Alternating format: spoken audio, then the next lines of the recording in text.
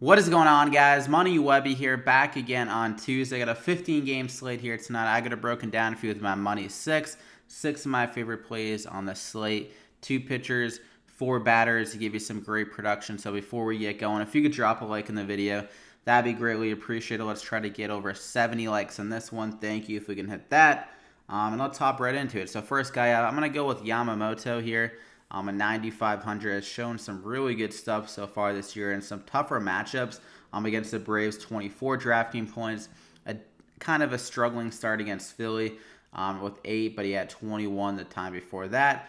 He has the one kind of downside with him is he has struggled with his command a little bit in the last few games, 3, 4, and 4 walks. But against the San Diego team, they are in the lower half of the league with a walk and their walk rate. And it's going to be a very friendly pitcher environment as well in Miami for keeping the ball in play. So if his command is just a little bit better in this start, I think he can have a solid outing. San Diego, pretty free swinging. He has a 27% K rate on the year, and his FIP is really good. I mean, he has a 2.8 FIP, so it's not like his ERA has been like lucky. He's been pitching very well, and I think he can keep it going here against the San Diego team where he could get in a groove. It's very righty heavy, so you can kind of settle in against this kind of lineup. They're only implied 4 runs, like 4 runs flat. So I'm going to go ahead and lock him in there as my first guy. Then I'm going to go with Woodruff, another guy with really good K upside against Atlanta. Not a huge strikeout team, but they do strike out a little bit more against right-handed pitchers, and he has a 28.8% K rate on the season. Has shown some really good stuff recently, 19, 27, and 33 DraftKings points the last 3. He had 23 DraftKings points in the one start against this team. He didn't get the win, but he did go 8 innings, only allowed 5 hits. The one downside was he let up 2 home runs, but if he can keep that down a little bit against this team, I think he can have a really solid outing. His numbers show that he's going to be like, or he has been pitching at an elite level. Like his ERA is pretty solid. Even his FIP has shown better stuff than that, and his xFIP has shown some good stuff. The Sierra is good. So all the analytics point out to him being a good pitcher, and this is the spot where he can show his worth again at a pretty solid price tag at 8,700. So I'm going to go ahead and lock him in there as my second guy. I'm going to go with Arenado. Just makes way too much sense. It's probably going to be chalky, but for good reason. Against Drew Pomeranz here, he's at a pretty cheaper price tag, too, 5,100. I expected them to be like 5,400 or something like that, so a few $100 saved on my expected price tag. And this is a huge part downgrade for one of the worst kind of pitchers at like not allowing home runs. This guy allows a ton of home runs to right-handed batters and Drew Pomeranz, and this is the worst part for him to go in Colorado.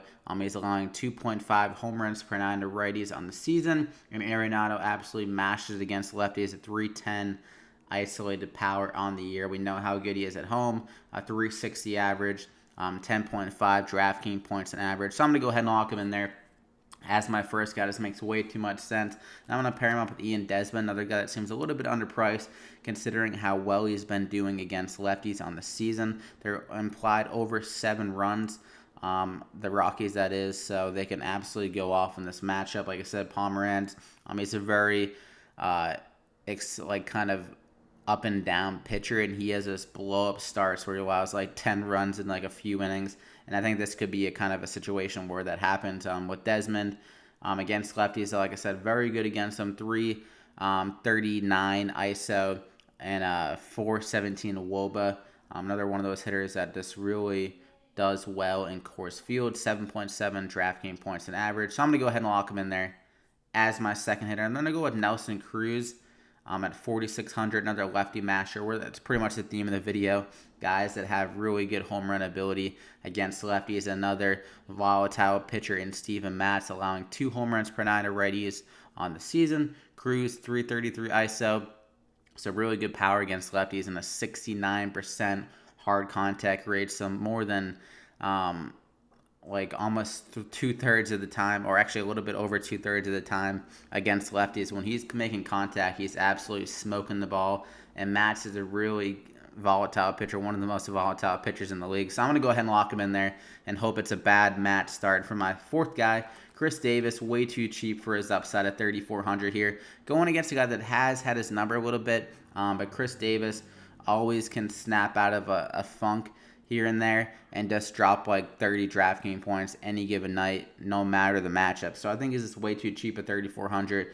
Vegas likes Athletics' chances tonight as well. They're implied 5.4 runs.